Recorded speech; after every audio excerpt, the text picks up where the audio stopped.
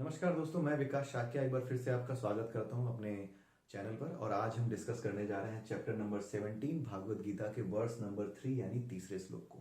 तो आइए देखते हैं इसमें भगवान कृष्ण कह क्या रहे हैं। भगवान कृष्ण से अर्जुन ने यह पूछा कि जो लोग अलग अलग देवी देवताओं की पूजा करते हैं वो किस तरह के होते हैं। सतोगुणी होते हैं, रजोगुणी होते हैं, तमोगुणी होते हैं, अच्छे होते हैं, बुरे होते हैं, कैसे होते हैं। तो भगवान कृष्ण अब उत्तर दे रहे हैं उसके प्रश्नों का। तो भगवान कृष्ण ये कह रहे हैं, सत्वानुरूपा सर्वस्य श्रद्धा भवति भारत, श्रद्धा मयोयम पुरुषो यो यच्छिद्ध स एव स। भगवान कृष्ण अर्जुन से ये कह रहे हैं कि जो व्यक्ति जिस गुण में होता है, प्रकृति के 3 गुण होते हैं, चैप्टर नंबर 14 में हमने पढ़ा है। आप चाहें तो पीछे प्लेलिस्ट में जाकर देख सकते हैं। तो चैप्टर नंबर 14 में जो प्रकृति के 3 गुण बताए गए हैं उसमें सतगुण है, रजगुण है और तम गुण है। जो व्यक्ति जिस गुण में स्थित होता है उसी गुण के अनुसार वो देवी देवताओं की पूजा करता है। ठीक है, जैसे सतोगुणी व्यक्ति होता है, एक क्रक्स दे देता हूं, एक छोटा सा समरी दे देता हूं। जैसे जो सतोगुणी व्यक्ति होता है वो क्या करता है, वो ज्ञान की तरफ जाता है, उसकी आसक्ति ज्ञान में होती है। ठीक है, या तो वो इस दुनिया का ज्ञान प्राप्त करना चाहता है, भौतिक विज्ञान, गणित, रसायन विज्ञान, इकोनॉमिक्स, या फिर वो इस ज्ञान को प्राप्त करना चाहता है अगर वो आध्यात्मिक है तो जो व्यक्ति ज्ञान की तरफ जाना चाहता है उस व्यक्ति के पास अपराध करने की या ढेर सारी इच्छाएं करने की, मुझे ये चाहिए, घर चाहिए, बंगला चाहिए, गाड़ी चाहिए, इन इच्छाओं को करने का या इन इच्छाओं की तरफ भागने का ज्यादा समय नहीं होता।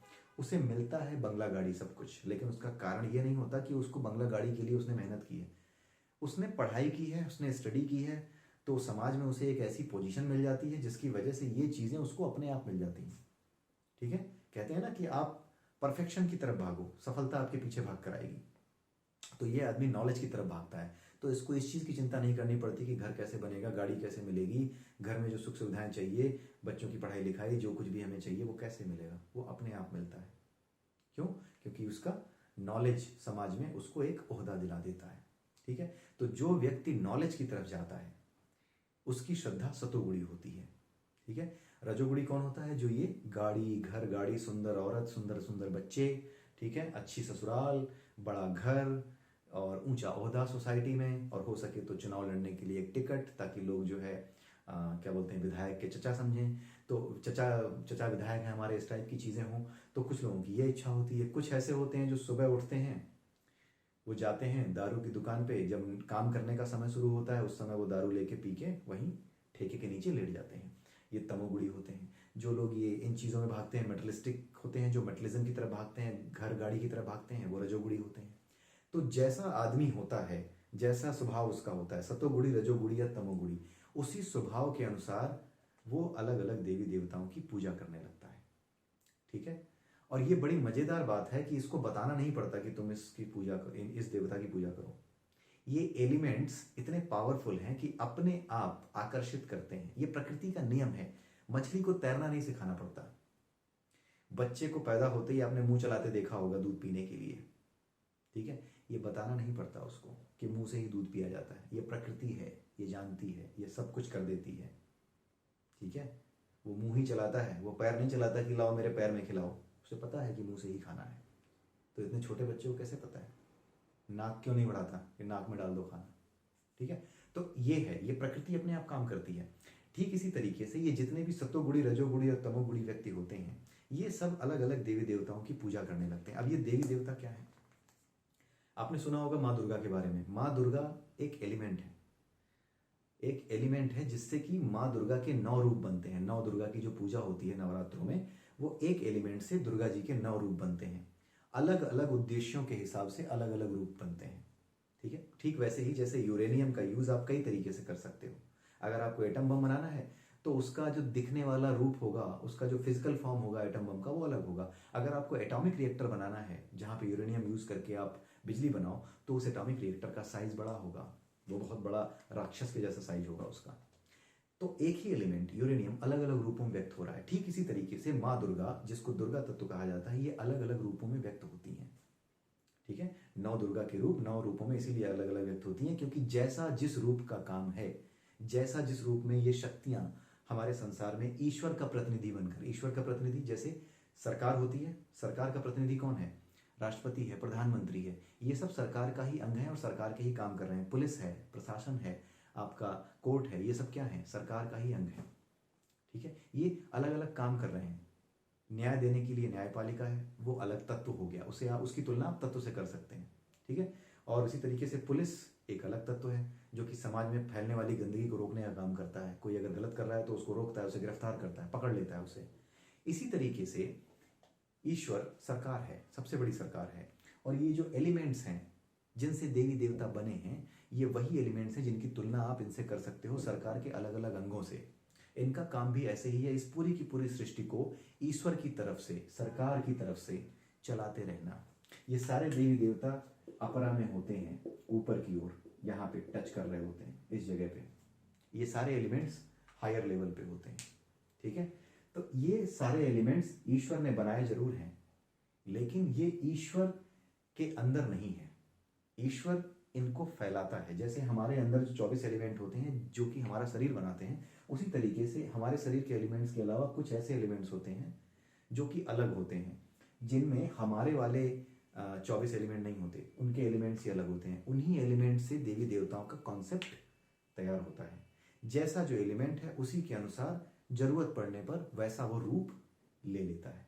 जैसे इस संसार में, अपरा में हम रूप लेते हैं, हमारा रूप का निर्माण होता है। भाई माँ के पेट में माँ बैठ करके थोड़ी बनाती है कि आओ आज अपने बेटे का पैर बनाती हूँ, ये थोड़ी करती है। ये प्रकृति अपने आप निर्माण करती है।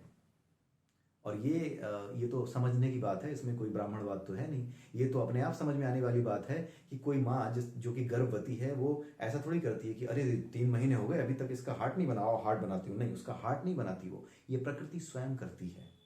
तो प्रकृति जिस तरह से हमें रूप देती है इन 24 तत्वों के अनुसार, ठीक है, उसी तरीके से प्रकृति जरूरत पड़ने पर इन एलिमेंट्स को जो ऊपर है, जिन्हें दैवीय तत्व कहा जाता है, जिन्हें ऑस्पिशियस एलिमेंट कहा जाता है, जिन्हें देवी देवता कहा जाता है, उनको भी तरह तरह के रूप और आकार में ढाल देती है जरूरत पड़ने पर।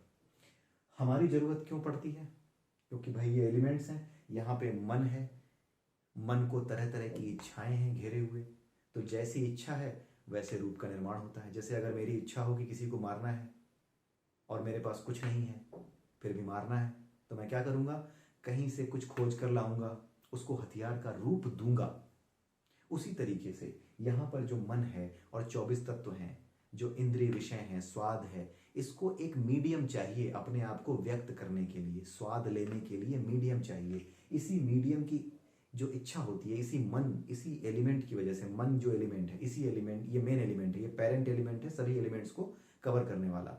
इसी एलिमेंट्स की वजह से हमारे इस पूरी नेचर में जितने भी फिजिकल एलिमेंट्स हैं, कोई भी ऐसा एलिमेंट हमारे अंदर नहीं होता जो इस नेचर में नहीं मिलता।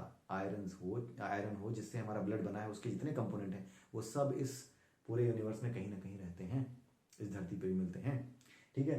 तो ये जितने भी एलिमेंट्स हैं वो सारे के सारे एक इच्छा की वजह से, मन और इंद्रिय विषयों की वजह से, इंद्रिय विषय स्वाद, स्वाद कारण है जीव का, उसी तरीके से ये पूरा का पूरा हमारा अस्तित्व इन्हीं इंद्रिय विषयों की वजह से अस्तित्व में आता है।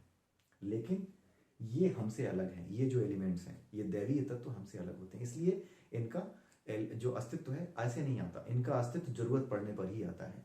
जब सत्व में रहने वाले को जरूरत होती है तो उसको सपोर्ट करने के लिए उसका अस्तित्व होता है। जब रज में रहने वाले को उसकी जरूरत होती है तो रज वाले देवी देवता का एलिमेंट जो है वो सपोर्ट में आ जाता है, और जब तम वाले को जरूरत होती है तो उसमें आ जाता है।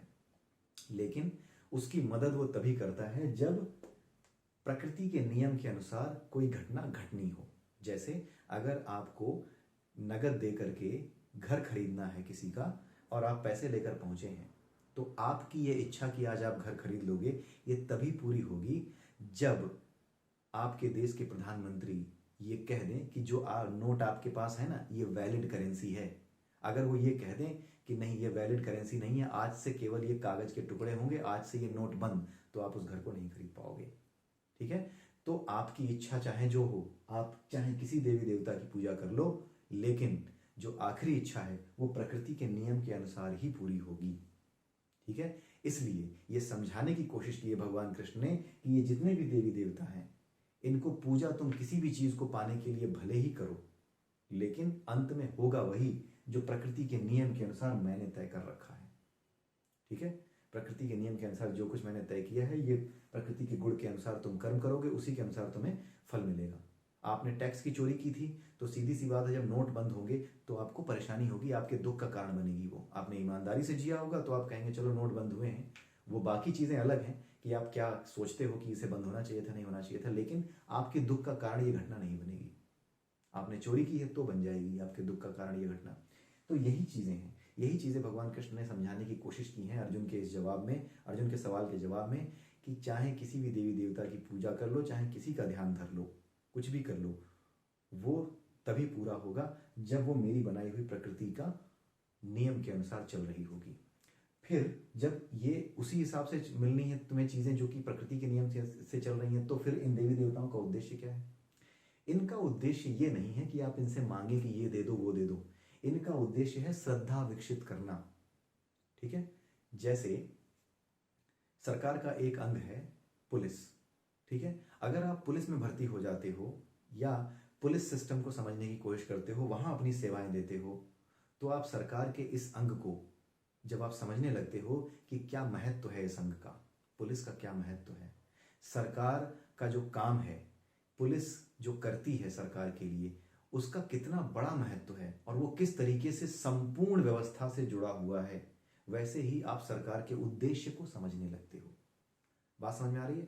इसीलिए ये जो देवी देवताओं के एलिमेंट बनाए गए हैं वो इसलिए नहीं बनाए गए हैं कि बाप बैठ के मांगते रहो भगवान ये दे दो वो दे दो। अरे जब मर ही जाओगे इस दुनिया में, लेके कुछ जाओगे नहीं, तो क्यों इलॉजिकल काम करते हो? श्रद्धा इसलिए होनी चाहिए ताकि आप उस एलिमेंट को यानी परा तत्व को समझ सकें, इसलिए नहीं कि भगवान ये दे दो। अरे जब यहीं रह जाएगा तो दे क्या दो? ठीक है, तो उद्देश्य ये कभी नहीं हो सकता। इसी से सोचना चाहिए कि उद्देश्य कभी ये हो ही नहीं सकता कि हमें सुख मिले। देवी देवताओं का उद्देश्य कभी ये नहीं हो सकता कि हमें सुख मिले, क्योंकि ये तो सुख अस्थायी है। आपको जो सुविधाएं मिलेंगी कोई लेके थोड़ी जाओगे, या परमानेंट थोड़ी है। ठीक है, जो लोग परमानेंट सुख सुविधाएं चाहते हैं वही स्वर्ग की कल्पना करते हैं कि स्वर्ग मिलना चाहिए, ये जो सुख है ना ये स्थिर रहना चाहिए, ये हमेशा बना रहना चाहिए, इसीलिए वो स्वर्ग की बातें करते हैं। ठीक है, इसीलिए जब वो स्वर्ग की इच्छा करते हैं तो उनको समझ में आता है कि अच्छे काम करेंगे तो स्वर्ग मिलेगा, तो वो अच्छे काम करते रहते हैं। अच्छे काम करते रहते हैं तो वो सतोगुण में स्थित हो जाते हैं, तो उनकी आत्मा उठ करके स्वर्ग के लेवल तक, यानी जहां पर सतोगुण ज्यादा है उस लेवल तक पहुंच भी जाती है, और वहां पे कोई दूसरा ग्रह होगा वहां पे वो जन्म ले लेते हैं, जिसको इंद्रलोक या स्वर्गलोक कहते हैं। वो कहीं एक पट्टी में है, किसी एक सेट ऑफ यूनिवर्स में, सेट ऑफ यूनिवर्स कह रहा हूँ, सेट ऑफ तारामंडल में या सेट ऑफ गैलेक्सी में कहीं पर होगा, वहां पर वो पहुंच जाते हैं थोड़ी ऊंचाई पर। जैसे जैसे ऊपर बढ़ेंगे वैसे वैसे सतोगुण बढ़ता है, नीचे जैसे जाएंगे वो तमोगुण बढ़ता है। ये रसातल है, और ये ऊपर स्वर्ग से ऊपर की जो स्थिति होती है, अच्छे लोग हैं, बड़े लोग हैं, जहां पर ज्ञान होता है, जहां पर आपको चीजें स्पष्ट दिखती हैं, इनके बारे में, परा के बारे में आपको ज्यादा से ज्यादा जानकारी मिलती है। ठीक है, तो इसीलिए भगवान कृष्ण ने कहा है कि जो व्यक्ति जैसी श्रद्धा का होता है वो वैसी ही पूजा करता है, लेकिन ये उसका अज्ञान होता है। पूजा करने को लेकर के ये उसका अज्ञान होता है कि भगवान मुझे दे दो। उसको यही लगता है कि पूजा इसीलिए की जाती है कि भगवान कुछ देंगे। ऐसा नहीं है। पूजा का कारण होता है कि आप इन देवी देवताओं के माध्यम से, चाहे वो हनुमान जी हो, चाहे वो माता सरस्वती हो, जैसे जो सतुगुड़ी है, जैसे ज्ञान चाहिए, वो माता सरस्वती की पूजा करता है। ठीक है, तो सरस्वती एक एलिमेंट है। उस एलिमेंट का पर्पज ये नहीं है कि माता वो दे दो, मुझे ज्ञान दे दो, बिना पढ़े कोई ज्ञान आ जाएगा क्या? लेकिन ये जो एलिमेंट है, इस एलिमेंट का जो गुण होता है, इस हर एक देवी देवता की एक शकल होती है, एक सूरत होती है, उनका एक रूप होता है। ठीक है, हाथ में वीणा है माता सरस्वती के, तो इन प्रतीकों के माध्यम से इनके प्रति श्रद्धा रखने वाले को यह समझाया जाता है कि तुम अपने काम में, जिस काम के लिए तुम मेरी पूजा कर रहे हो, उस काम में परफेक्शन कैसे लाओगे, उसका एक मेटाफरिक रिप्रेजेंटेशन उस देवी देवता का होता है। जैसे सफेद वस्त्र है, इसका मतलब है, हाथ में वीणा है, इसका मतलब है, ये इसके लिए नहीं है कि वो देवी को उस वहां दिखाना है, इसलिए लिए है कि उसका मतलब समझ करके आप ये समझ सको कि आपको कैसा होना है। सफेद कपड़े का मतलब है मन को साफ रखें, अगर कोई भी ज्ञान लेना है। सिंपल सा बस एग्जाम्पल दे रहा हूं, मेटाफोरिक रिप्रेजेंटेशन है। सफेद साड़ी का मतलब है मन को साफ रखें, श्वेत रखें, किसी भी तरह के विचार से बाहर रखें, एक भी धब्बा नहीं होना चाहिए मन में। यानी जब भी आप विद्या लेने जाते हैं या ज्ञान ग्रहण करने जाते हैं, कॉलेज जाते हैं, उस समय सिर्फ और सिर्फ आपको सुनना है। आपके मन में कोई भी चीज पहले से धब्बे की तरह या पॉइंट की तरह नहीं होनी चाहिए, नहीं तो आप शंका में रहोगे, और शंका में रहने वाला आदमी ज्ञान नहीं ले सकता। ये उसका मतलब है। वीणा बजाने का मतलब अलग है। ठीक है, वीणा के साथ उनको अलग कारण से दिखाया जाता है। हंस के कारण, हंस के साथ अलग दिखाया जाता है। हंस के साथ क्यों दिखाया जाता है? क्योंकि उसमें नीर छीर का विवेक होता है, बिल्कुल ध्यान लगाना जो उसका विशेष गुण होता है। ठीक है, तो इसलिए जो होता है, ये जो अलग अलग तरीके के सिंबल यूज किए जाते हैं वो इसीलिए यूज किए जाते हैं ताकि जो व्यक्ति उसमें श्रद्धा रख रहा है उस देवी देवता में, वो समझ सके कि उसे करना क्या है बेटर फॉर्म में इस एलिमेंट को समझने के लिए, और इस एलिमेंट को समझ करके उस एलिमेंट को समझने के लिए जिसका ये सब एलिमेंट है। ठीक है, जैसे पुलिस में जाने के बाद आप समझने लगते हो, आप सिर्फ पुलिस को नहीं समझते, फिर आप जानने लगते हो कि मेरे इस काम का सरकार पे क्या असर पड़ेगा, पूरे देश के लिए मेरे इस काम का क्या महत्व है जो मैं करने जा रहा हूं। ठीक है, तो ये होता है। इसलिए अलग अलग श्रद्धा के अनुसार व्यक्ति अलग अलग देवी देवताओं की पूजा करता है, और यही चीज भगवान कृष्ण इस पूरे चैप्टर में समझाएंगे। तो बने रहिए मेरे साथ, अगले वीडियो में फिर मिलेंगे, तब तक के लिए नमस्कार।